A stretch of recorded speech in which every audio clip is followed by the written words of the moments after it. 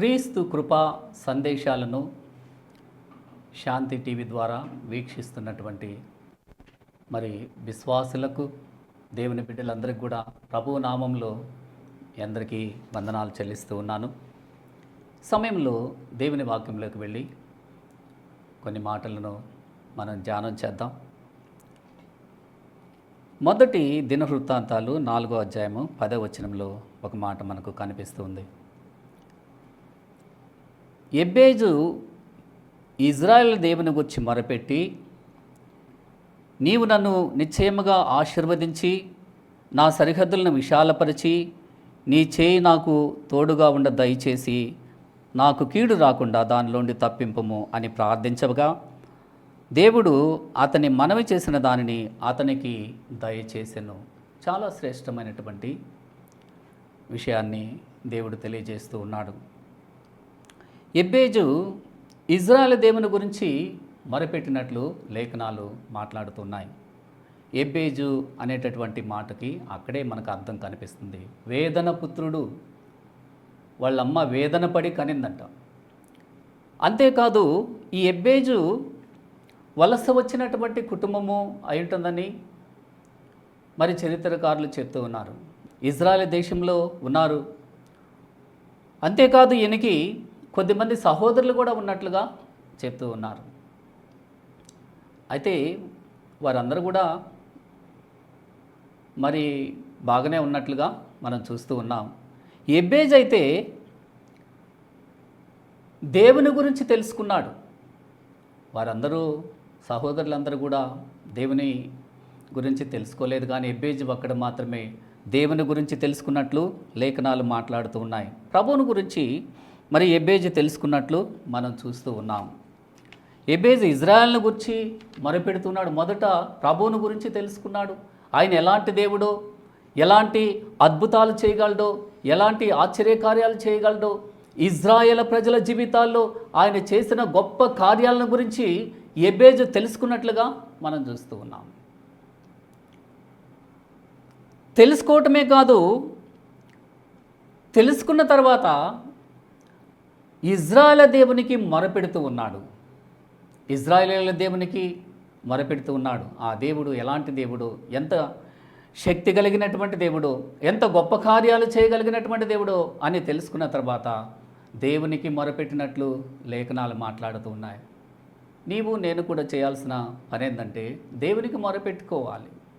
నీ అవసరతలు, నీ ఇబ్బందులు, నీ కుటుంబంలో ఉన్నటువంటి కష్టాలు తీరాలంటే ఎవరు కూడా తీర్చరు, కానీ ప్రభువుకు మొరపెట్టాలి.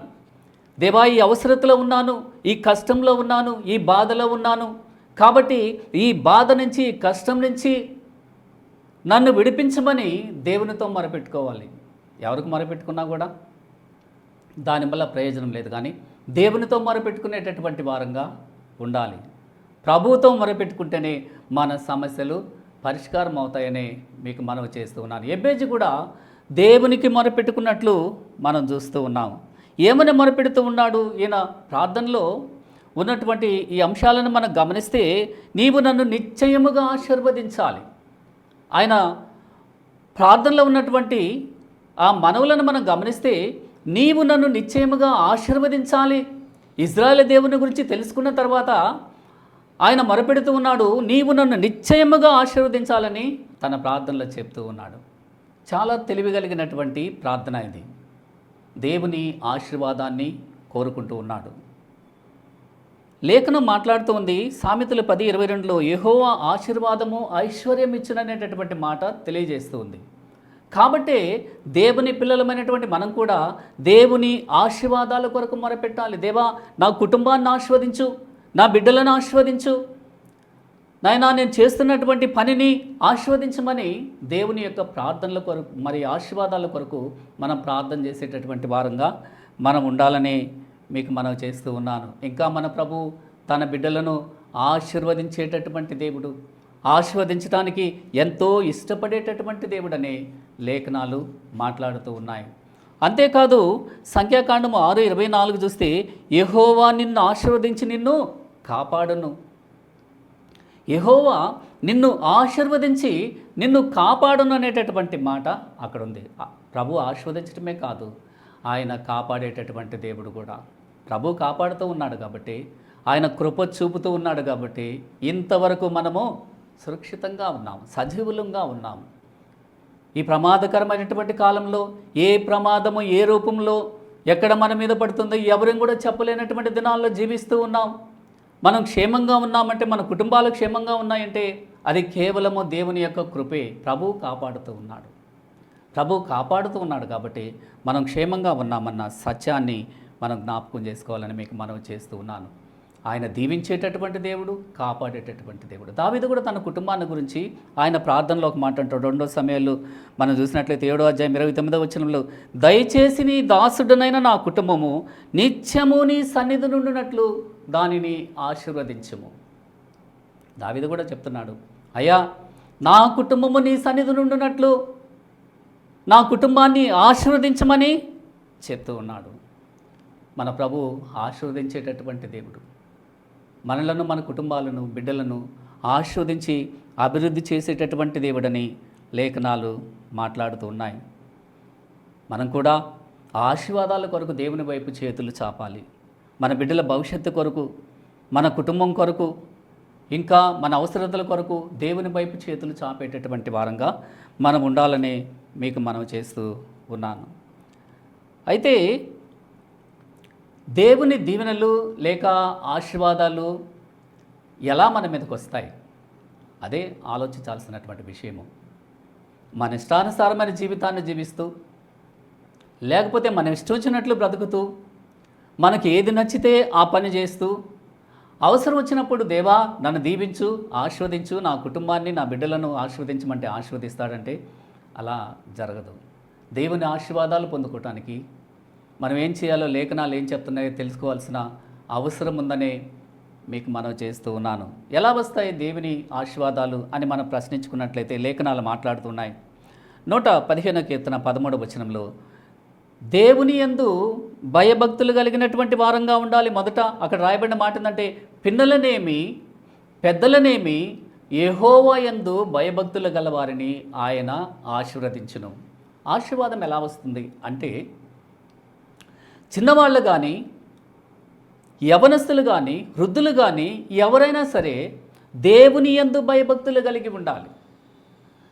నీకు ఆశీర్వాదం కావాలంటే, దేవుని దీవెన కావాలంటే దేవుని యందు భయభక్తులు కలిగి నడుచుకోవటం తెలిసి ఉండాలి. దేవుని యందు భయభక్తులు కలిగి ఉండాలి. భయం లేకుండా, భక్తి లేకుండా దేవుని ఆశీర్వాదం కావాలంటే దొరకదనే మీకు మనవి చేస్తూ ఉన్నాను. దేవుని యందు భయభక్తులు కలిగినటువంటి వారంగా మనం ఉండాలనే మీకు మనవి చేస్తూ ఉన్నాను. ఇంకా దేవుని యందు భయభక్తులు కలిగి ఉంటే లేఖనాలు మాట్లాడుతున్నాయి. 33వ కీర్తనలో మనం చూసినట్లయితే దేవుని దృష్టి నీ మీద ఉంటుంది. దేవుని యందు భయభక్తులు కలిగి ఉంటే ఆయన దృష్టి నీ మీద ఉంటుంది, నీ కుటుంబం మీద ఉంటుంది, నీ బిడ్డల మీద ఉంటుంది. ఏ కుటుంబంలో అయితే దేవుని యందు భయభక్తులు కలిగి ఉందో ఆ కుటుంబం మీద దేవుని దృష్టి ఉంటుంది. ఆయన చూస్తూ ఉంటాడు ఆ కుటుంబాన్ని.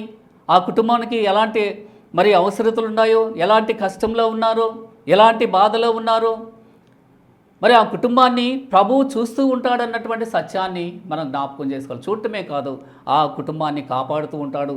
ఆ కుటుంబ అవసరతలన్నీ కూడా తీరుస్తాడనే మీకు మనం చేస్తూ ఉన్నాను. దేవుని యందు భయభక్తులు కలిగి ఉంటే ఆయన దృష్టి మన మీద ఉంటుందని మీకు మనం చేస్తున్నాను. అలాగే 34వ కీర్తన 7వ వచనంలో కూడా దేవుని దూతలు కాపుదలుగా ఉంటారు. 7వ వచనంలో మనం గమనిస్తే ఆయన దూతలు దేవుని యందు భయభక్తులు కలిగి ఉంటే ఆయన దూతలు మనకు కాపుదలుగా ఉంటారు. ఆయన దూతలకు ఆజ్ఞాపిస్తాడు. నీవు ఎక్కడికి పోయినా సరే, మరి ఏ ప్రాంతానికి వెళ్ళినా ఆయన దూతలు నిన్ను కాపాడుతారు. దేవుని యందు భయభక్తులు కలిగి ఉంటే ఆయన కాపుదలు ఉంటుందన్న సత్యాన్ని కూడా మనం జ్ఞాపకం చేసుకోవాలని మీకు మనవి చేస్తూ ఉన్నాను. ఇంకా కీర్తన 145వ కీర్తనలో మనం చూసినట్లయితే, మరి నీ కోరిక నెరవేరుస్తాడు. 15వ వచనంలో నీ కోరిక నెరవేర్చబడుతుంది దేవుని యందు భయభక్తులు కలిగి ఉంటే. దేవుని యందు భయభక్తులు కలిగి ఉంటే ఎలాంటి కోరిక కలిగి ఉన్నావో, ఎలాంటి కోరిక నీ హృదయంలో ఉందో నీ కోరికను నెరవేర్చేటటువంటి దేవుడని లేఖనాలు మాట్లాడుతూ ఉన్నాయి. దేవుని యందు భయభక్తులు కలిగి ఉంటే. ఇంకా దేవుని యందు భయభక్తులు కలిగి ఉంటే 31వ కీర్తనలో దేవుని యొద్ద నుంచి మేలు నీ మీదకి, నీ కుటుంబం మీదకి వస్తుందని మీకు మనవి చేస్తూ ఉన్నాను. ఆయన మేలు చేసేటటువంటి దేవుడు. నీ కుటుంబానికి మేలు చేస్తాడు. దేవుని యందు భయభక్తులు కలిగినటువంటి కుటుంబానికి ప్రభువు మేలు చేస్తాడన్న సత్యాన్ని మనం జ్ఞాపకం చేసుకోవాలని మీకు మనం చేస్తూ ఉన్నాను. కాబట్టి దేవుని బిడ్డలమైనటువంటి మనం నేర్చుకోవాల్సిన సత్యం ఏంటంటే ఆయన ఆశీర్వాదం మన కుటుంబం మీదకి మన మీదకి రావాలంటే మొదట నేర్చుకోవాల్సిన సత్యం ఏంటంటే దేవుని యందు భయభక్తులు కలిగి ఉండాలి. దేవుని యందు భయభక్తులు కలిగినటువంటి వారంగా మనం ఉండాలని మీకు మనం చేస్తూ ఉన్నాను. రెండవదిగా 28వ కీర్తన 20వ వచనాన్ని మనం చూసినట్లయితే నమ్మకమైన వారంగా ఉండాలి. ఆయన ఆశీర్వదించాలంటే ప్రభు ఆశీర్వాదం కావాలంటే నమ్మకమైనటువంటి వారంగా ఉండాలి. నమ్మకమైన వారికి దీవెనలు మెండుగా కలుగును. అక్కడ ఉన్నటువంటి మాట నమ్మకమైనటువంటి వారికి దీవెనలు మెండుగా కలుగును అనేటటువంటి మాట మనకు కనిపిస్తుంది. నమ్మకమైనటువంటి వారంగా మనం ఉండాలి. మన ప్రభు నమ్మదగినటువంటి దేవుడు మనల్ని పిలిచినాడు. మరి మనం కూడా నమ్మకమైనటువంటి వారంగా ఉండాలి. దేవుని బిడ్డలమైన తర్వాత నమ్మకమైన వారంగా ఉండాలి. నమ్మకంగా ప్రభు మార్గంలో నడిచేటటువంటి వారంగా ఉండాలి. ఏ విషయంలో నమ్మకమైనటువంటి వారంగా ఉండాలంటే ప్రార్థన చేసేటటువంటి విషయంలో నమ్మకమైన వారంగా ఉండాలి. అలాగే కృతజ్ఞతలు చెల్లించేటటువంటి విషయంలో కూడా, ప్రతి విషయంలో కృతజ్ఞతలు చెల్లించేటటువంటి విషయంలో కూడా నమ్మకమైనటువంటి వారంగా ఉండాలని మీకు మనం చేస్తూ ఉన్నాను. ఇంకా ప్రభు మార్గంలో నడిచేటటువంటి విషయంలో, ఆయన చూపిన మార్గంలో నడిచేటటువంటి విషయంలో కూడా నమ్మకమైనటువంటి వారంగా ఉండాలి. నమ్మకంగా నడవాలి. కొద్దిసేపు ఆ మార్గంలో, కొద్దిసేపు ఈ మార్గంలో పరిగెత్తడం కాదు, కానీ ప్రభువు చూపినటువంటి మార్గంలో నమ్మకంగా నడిచేటటువంటి వారంగా మనం ఉండాలని మీకు మనం చేస్తూ ఉన్నాను. అంతేకాదు నమ్మకమైనటువంటి సాక్షులంగా ఉండాలి. అనేక మంది మధ్యలో దేవుడు చేసిన, మన జీవితాల్లో చేసిన గొప్ప మేలులను బట్టి, సహాయాన్ని బట్టి, ఉపకారాన్ని బట్టి నమ్మకమైనటువంటి సాక్షులంగా ఉండాలి. నమ్మకమైనటువంటి సాక్షులంగా ఉండాలి. నా దేవుడు నా జీవితంలో ఈ గొప్ప మేలు చేసినాడు, నా దేవుడు నా జీవితంలో ఈ గొప్ప కార్యాన్ని చేసినాడని సాక్షులమై ఉండాలనే లేఖనాలు మాట్లాడుతూ ఉన్నాయి. అంతేకాదు దేవునికి ఇచ్చేటటువంటి విషయంలో కూడా నమ్మకమైన వారంగా ఉండాలి.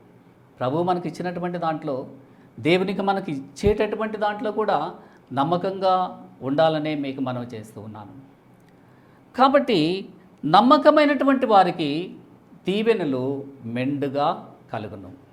నమ్మకమైనటువంటి వారంగా ఉండాలని లేఖనాలు మనకు ఆశీర్వాదం కావాలంటే, దేవుని యొక్క ఆశీర్వాదం కావాలంటే మొదట దేవుని యందు భయభక్తులు కలిగి ఉండాలి. రెండవది నమ్మకమైనటువంటి వారంగా మనం ఉండాలని మీకు మనం చేస్తూ ఉన్నాను. మూడో విషయాన్ని మనం గమనిస్తే సామెతలు 22:9 వచనంలో దయగలిగి ఉండాలి. దేవుని పిల్లలమైనటువంటి మనము దయగలిగినటువంటి వారంగా ఉండాలి. అక్కడ ఉన్నటువంటి మాట ఏంటంటే దయాదృష్టి గలవాడు తన ఆహారంలో కొంత దరిద్రునికి ఇచ్చును, అట్టివాడు దీవెననందును. దయాదృష్టి కలిగినటువంటి వాడు తన ఆహారంలో కొంత దరిద్రునికి ఇచ్చును, అట్టివాడు దీవెననందును అనేటటువంటి మాట మనకు కనిపిస్తుంది. దేవుని పిల్లలమైనటువంటి మనము కఠినమైన హృదయము ఉంచుకోవటం ఏమాత్రం మంచిది కాదని మీకు మనవి చేస్తూ ఉన్నాను. దయగలిగినటువంటి వారంగా ఉండాలి. ఎందుకు ఉండాలి? మన తండ్రి దయగలిగినటువంటి దేవుడు మన మీద దయ చూపించినాడు కాబట్టి నీవు నేను కూడా దయగలిగి ఉండాలి. దయ లేకుండా కఠినత్వాన్ని నింపుకొని, కర్కశాన్ని నింపుకొని, ఏమాత్రము కనికరం లేకుండా మనం దేవుని బిడ్డలమంటే దాంట్లో ఏమైనా అర్థం ఉంటుందా? అర్థం ఉండదు. కాబట్టి దేవుని పిల్లలమైనటువంటి మనము దయగలిగినటువంటి వారంగా ఉండాలి. దేవుని ఆశీర్వాదం కావాలంటే దయగలిగి ఉండాలన్న సత్యాన్ని మనం జ్ఞాపకం చేసుకోవాలని మీకు మనం చేస్తూ ఉన్నాను. అలాగే నాలుగవదిగా దేవుని మాట వినేటటువంటి వారంగా ఉండాలి. దేవుని మాట వినాలి. ద్వితీయోపదేశకాండం 28:2లో దేవుని మాట వినేటటువంటి వారి మీదకి దీవెనలు మెండుగా వచ్చుననేటటువంటి మాట కనిపిస్తుంది. కాబట్టి దేవుని దీవెనలు మనం పొందుకోవాలంటే మొదటగా మనం నేర్చుకోవాల్సిన సత్యం ఏంటంటే దేవుని యందు భయభక్తులు కలిగి ఉండాలి. అలాగే నమ్మకమైనటువంటి వారంగా ఉండాలి. అలాగే దయగలిగినటువంటి వారంగా ఉండాలి. ఇంకా దేవుని మాట వినేటటువంటి వారంగా ఉండాలి. అప్పుడే దేవుని మరి ఆశీర్వాదాలు మన మీదకి వస్తాయని మీకు మనవి చేస్తున్నాను. ఎబ్బేజు దేవుని ఆశీర్వాదం కొరకు మొదట అడుగుతున్నాడు. మనం కూడా దేవుని ఆశీర్వాదం కొరకు అడిగేటటువంటి వారంగా ఉండాలి. దేవా, నన్ను ఆశీర్వదించి, నా కుటుంబాన్ని ఆశీర్వదించమని మనం కూడా దేవునికి మొరపెట్టేటటువంటి వారంగా ఉండాలని మీకు మనవి చేస్తున్నాను. రెండోది చెప్తున్నాడు, నా సరిహద్దులను విశాలపరచాలి. దేవా, నా సరిహద్దులను విశాలపరచాలి. ఈ మాటకి అర్థము అభివృద్ధి చేయాలి అని చెప్తున్నాడు. పూర్వకాలంలో రాజులు అన్నిటికీ సరిహద్దులు ఉంటాయి కదా. ఒక స్థలానికి సరిహద్దులు ఉంటాయి, ఒక గ్రామానికి సరిహద్దులు ఉంటాయి. అంతేకాదు ఒక రాష్ట్రానికి కూడా సరిహద్దులు ఉంటాయి, ఒక దేశానికి కూడా సరిహద్దులు ఉంటాయి. పూర్వకాలంలో రాజులు వారి సరిహద్దులను వాళ్ళు పెంచుకోవటానికి యుద్ధాలు చేసి అవతల రాజ్యాన్ని కూడా కలుపుకొని వారి సరిహద్దులను విశాలపరుచుకునేటటువంటి వాళ్ళు. ఆ విధంగా వారి సరిహద్దులు విశాలపరుచుకునేటటువంటి వాళ్ళని మీకు మనవి చేస్తూ ఉన్నాను. అయితే మన సరిహద్దులను ఎవరు విశాలపరుస్తారు, మనల్ని ఎవరు అభివృద్ధి చేస్తారు అని ఒకవేళ మనం ప్రశ్నించుకున్నట్లయితే ప్రభువు మాత్రమే అభివృద్ధి చేసేటటువంటి దేవుడని మీకు మనవి చేస్తూ ఉన్నాను. భౌతికమైన జీవితానికి సరిహద్దులు ఉన్నాయి, ఆత్మీయ జీవితానికి కూడా సరిహద్దులు ఉన్నాయి కదా. ఆత్మీయ జీవితానికి సరిహద్దులు ఏంది అని ఒకవేళ మనం ప్రశ్నించుకున్నట్లయితే మరి మన భక్తి జీవితము, అలాగే ప్రార్థనా జీవితము, మన విశ్వాసము, మన నిరీక్షణ, ఇవన్నీ కూడా ఆత్మీయ జీవితానికి సరిహద్దులుగా ఉన్నాయి. మన ఆత్మీయ జీవితాన్ని ఎవరు అభివృద్ధి చేస్తారంటే ప్రభువే. ప్రభు అభివృద్ధి చేస్తాడు.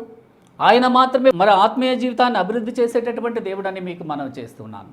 అంతేకాదు మనం చేసేటటువంటి ఉద్యోగాన్ని కానీ, వ్యాపారాన్ని కానీ, వ్యవసాయాన్ని కానీ అభివృద్ధి చేయాలంటే దేవుని చేతిలో ఉంది, మన చేతిలో ఎవరి చేతిలో లేదనే మీకు మనవి చేస్తున్నాను. ప్రభువు మాత్రమే విస్తరింపజేసేటటువంటి వాడు. ఆయన ఇరుకులో విశాలత కలుగజేసేటటువంటి దేవుడు. నీకున్నటువంటి ఆ చిన్న వ్యాపారంలో నిన్ను బహుగా అభివృద్ధి చేసి మరి గొప్ప స్థాయికి తీసుకెళ్ళగలిగినటువంటి దేవుడనే మీకు మనవి చేస్తూ ఉన్నాను. కాబట్టి నా సరిహద్దులను విశాలపరచు అంటున్నాడు. ఎబ్బేజు, నేను చేసేటటువంటి పనిని నీవు ఆశీర్వదించాలి, దాన్ని గొప్పగా ఆశీర్వదించి దాన్ని విస్తరింపజేయాలని తెలియజేస్తూ ఉన్నాడు. ఆయన మన సరిహద్దులను విశాలపరిచేటటువంటి దేవుడనే మీకు మనవి చేస్తూ ఉన్నాను. మనం చేసే ప్రతి పనిని అభివృద్ధి చేసేది ప్రభువేనని మీకు మనవి అందుకనే దేవుని బిడ్డలు నేర్చుకోవాల్సిన సత్యం ఏంటంటే, నువ్వు ఏం చేసినా కూడా ప్రార్థనాపూర్వకంగా చేయాలి. నువ్వు ఏం వ్యాపారం చేసినా, వ్యవసాయం చేసినా, ఏది చేసినా కూడా ప్రారంభము ప్రార్థనతో ప్రారంభించినట్లయితే దేవుడు దాన్ని విస్తరింపజేస్తాడని మీకు మనం చేస్తూ ఉన్నాను. ఎబ్బేజు అడుగుతున్నాడు, నా సరిహద్దులను విశాలపరచమని చెప్తూ ఉన్నాడు. అబ్రహాము యొక్క సరిహద్దులను విశాలపరిచినటువంటి దేవుడు, ఇస్సాకు సరిహద్దులను విశాలపరిచినటువంటి దేవుడు, యాకోబు సరిహద్దులను విశాలపరిచినటువంటి దేవుడు మన సరిహద్దులను కూడా, మనం చేసేటటువంటి పనిని కూడా దీవించి మరి అభివృద్ధి చేయగలడనే మీకు మనం చేస్తూ ఉన్నాను. కాబట్టి ఎబ్బేజు అడుగుతున్నాడు, నా సరిహద్దులను విశాలపరచాలి, నేను ఏం చేసినా కూడా దాన్ని అభివృద్ధి చేయాలి ప్రభు అని చెప్పి తన ప్రార్థనలో రెండో అంశంగా పెడుతూ ఉన్నాడు. మూడోది, నీ చేయి నాకు తోడుగా ఉండాలి. మూడో విషయం చెప్తున్నాడు, నీ చేయి నాకు తోడుగా ఉండాలని చెప్తున్నాడు. నేను ఎక్కడికి పోయినా సరే నీవు నాకు తోడుగా రావాలి. ప్రభు మనకు తోడుగా ఉండటానికే వచ్చినాడు కదా. మత్తయి సువార్తికుడు మనం చూసినట్లయితే అక్కడ ఇమానుయేల్ అనే పేరు మనకు కనిపిస్తుంది. ఆయన మనకు తోడుగా ఉండి మనల్ని నడిపించడానికి వచ్చినటువంటి దేవుడనే మీకు మనం చేస్తూ ఉన్నాను. ప్రభు మనకు తోడుగా ఉంటే ఏ భయము ఉండదన్నటువంటి సత్యాన్ని మనం జ్ఞాపకం చేసుకోవాలి. ఏ కొదవ ఉండదన్నటువంటి సత్యాన్ని కూడా మనం గుర్తు చేసుకోవాలని మీకు మనం చేస్తూ ఉన్నాను. ప్రభు తోడుగా ఉండాలి.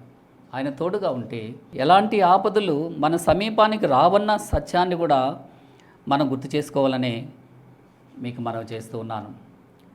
ఇజ్రాయేల్ ప్రజలు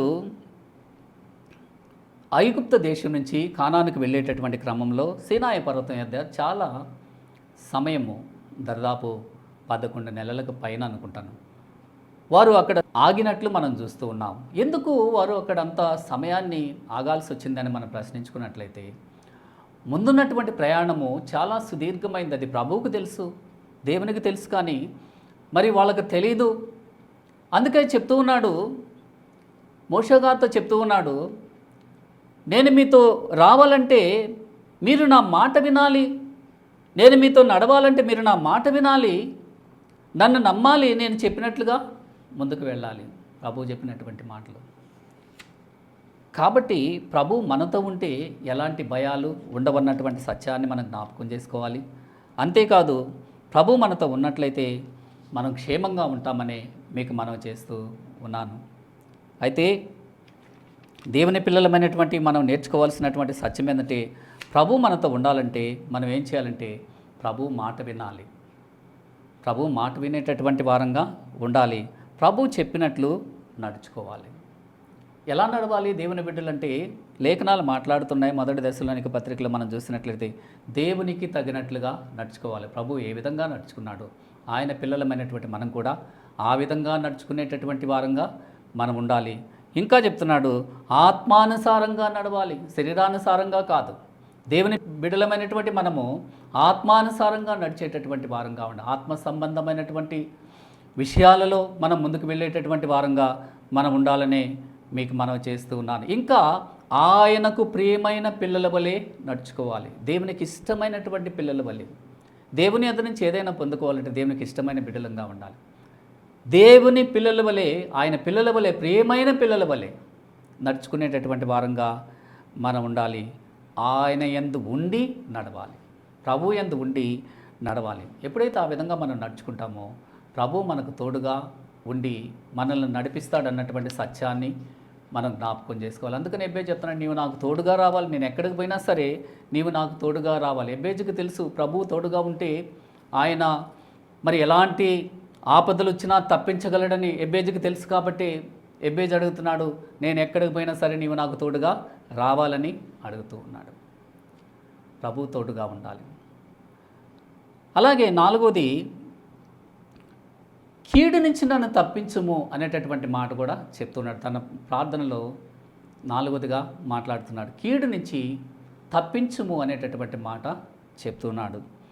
ఈ కీడు అనేటటువంటి మాటకి నష్టము అని అర్థంగా ఉంది, చెడు అనే అర్థం కూడా వస్తుంది. ఈ కీడు నుంచి తప్పించాలి. ఏ కీడు నా మీదకు రాకూడదు, ఎలాంటి నష్టం నాకు జరగకూడదు, ఎలాంటి చెడు నా సమీపానికి రాకూడదు. ఈ కీడు నుంచి నన్ను తప్పించము అని చెప్తున్నాడు. మన ప్రభు తప్పించేటటువంటి దేవుడని కూడా మనం జ్ఞాపకం చేసుకోవాలి.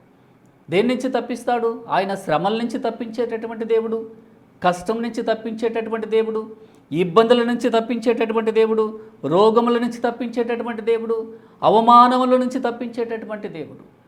ఆయన తప్పించేటటువంటి దేవుడని మనం గుర్తు చేసుకోవాలని మీకు మనం చేస్తున్నాను. అందుకని ఒక మాట మనం చదువుకున్నట్లయితే 116 వచనంలో, మరణము నుండి నా ప్రాణమును, కన్నీళ్లు విడవకుండా నా కనులను, జారిపడకుండా నా పాదములను నీవు తప్పించి ఉన్నావు. ఆయన మరణము నుండి తప్పించేటటువంటి దేవుడని లేఖనాలు మాట్లాడుతూ ఉన్నాయి. మరణం నుంచి తప్పించేటటువంటి దేవుడు. జారి పడిపోతూ ఉన్నారు అనేక మంది, లోకాశల చేత జారి మరల ఎక్కడికి వచ్చినారో అక్కడికి వెళ్ళిపోతూ ఉన్నారు. కాబట్టి ఆయన మరణం నుంచి తప్పించేటటువంటి దేవుడు, ఆత్మీయ జీవితంలో జారిపోకుండా మనల్ని తప్పించేటటువంటి దేవుడని లేఖనాలు మాట్లాడుతూ ఉన్నాయి. ఆయన కీడు నుంచి తప్పించేటటువంటి దేవుడని మీకు మనం చేస్తూ ఉన్నాను. కీడు మన సమీపానికి రాకుండా, ఎలాంటి ఆపదలు అపాయములు మన సమీపానికి రాకుండా ప్రభు మనల్ని తప్పించేటటువంటి దేవుడనే మీకు మనం చేస్తున్నాను. ప్రభు తప్పించకపోతే మనం తప్పించుకోగలమా? నీ తెలివితో, నీ జ్ఞానంతో ఏమాత్రమో తప్పించుకోలేవు. ఆపద మన చుట్టూరే ఉంటుంది. కాబట్టి ఆ ఆపదలన్నిటి నుంచి తప్పించేది ప్రభువేనన్న సత్యాన్ని మనం జ్ఞాపకం చేసుకోవాలి. ప్రభు తప్పిస్తూ ఉన్నాడు కాబట్టి ఇంకా మనము సురక్షితంగా ఉన్నాం.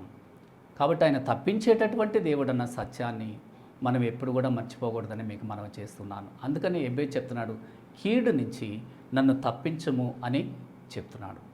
ఆ కీడు రాకుండా తన బిడ్డలను తప్పించేటటువంటి దేవుడనే మీకు మనం చేస్తున్నాను. ఏమని తన ప్రార్థనలో మనవులు తెలియజేస్తూ ఉన్నాడు ఎబ్బేజు అని మనం ప్రశ్నించుకున్నట్లయితే, నన్ను ఆశీర్వదించాలని చెప్తున్నాడు. మొదట నన్ను ఆశీర్వదించాలి, రెండోది నన్ను అభివృద్ధి చేయాలని చెప్తున్నాడు. నన్ను అభివృద్ధి చేయాలని చెప్తున్నాడు. అలాగే మూడోది నాకు తోడుగా రావాలి. మూడో విషయము, నాకు తోడుగా రావాలి, ఏ కీడు రాకుండా నన్ను తప్పించాలి.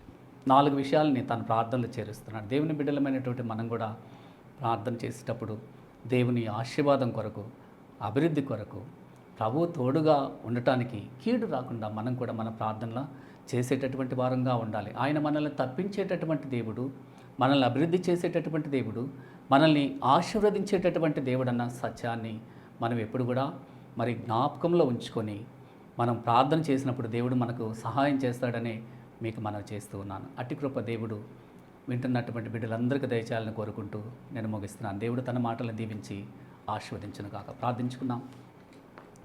మహాపరిశుద్ధుడైనటువంటి మా నాయన, ప్రేమగల దేవ, మీ పరిశుద్ధ పాదాలకు వందనాలు చెల్లిస్తూ ఉన్నాం. దయగల తండ్రి, ఇంతవరకు మీరు మాతో మాట్లాడిన ప్రతి మాటను బట్టి కూడా మీ పాదాలకు వందనాలు చెల్లిస్తూ ఉన్నాను. అయ్యా, ఏబేజు చేసిన ప్రార్థనను నాయన మీరు మాకు జ్ఞాపకం చేసినందుకై మీ పాదాలకు వందనాలు చెల్లిస్తూ ఉన్నాను. ఏబేజు తన ప్రార్థనలో ప్రభువా చేసినటువంటి మనవులను మాకు తెలియజేసినందుకై మీ పాదాలకు వందనాలు చెల్లిస్తున్నాను. అవును ప్రభువా, మీరు ఆశీర్వదించేటటువంటి దేవుడై ఉన్నారు. మమ్మలను, మా కుటుంబాలను, బిడ్డలను ఆశీర్వదించేటటువంటి దేవుడైనందుకై మీ పాదాలకు వందనాలు చెల్లిస్తున్నాను. అభివృద్ధి చేసేటటువంటి దేవుడివై ఉన్నావు. మాకు తోడుగా నడిచేటటువంటి దేవుడివై ఉన్నావు. ఎలాంటి కీడు మా మీదకు రాకుండా చేసేటటువంటి దేవుడుగా ఉన్నావు ప్రభా. మీ పాదాలకు వందనాలు చెల్లిస్తూ ఉన్నాం. నాయన, వింటున్నటువంటి మీ బిడ్డలందరినీ జ్ఞాపకం చేసుకోండి. నాయన, ఏ బిడ్డ నాయన ఎలాంటి స్థితిలో ఉన్నారో నాయన మీరు ఎరిగిన్నారు. నాయన, ఏ బిడ్డలు ఏ కారణాన్ని బట్టి మీ వైపు చేతులు చాపి గోజారుతూ ఉన్నారో మీరు ఎరిగిన్నారు. మీ దయగల హస్తాన్ని చాపండి. మీ బిడ్డల కుటుంబాల్లో ఉన్నటువంటి ప్రతి ఇబ్బందిని తొలగించండి, ప్రతి కష్టాన్ని తొలగించండి. మీ బిడ్డలకు ఎలాంటి అవసరతలు ఉన్నాయో మీ బిడ్డల అవసరతలన్నీ తీర్చమని మీ పాదాలు బట్టి అడుగుతూ ఉన్నాను. నాయన, ఏ కీడు మీ బిడ్డల కుటుంబం మీదకి రాకుండా చేయమని కూడా మీ పాదాలు బట్టి అడుగుతున్నాం. నాయన, మీ బిడ్డలైనటువంటి మాకందరికీ మీరు తోడుగా ఉండి నడిపించమని, మా కుటుంబాలను, మమ్మలను, మా బిడ్డలను ఆశీర్వదించమని మీ పాదాలు బట్టి అడుగుతూ, నాయన మమ్మలను వీక్షిస్తున్నటువంటి బిడ్డలను మీ దయగల చేతికి అప్పగించుకుంటూ యేసయ్య పరిశుద్ధ నామమును బట్టి ప్రార్థించి వేడుకుంటున్నాం తండ్రి. ఆమేన్. అందరికీ వందనాలమ్మా.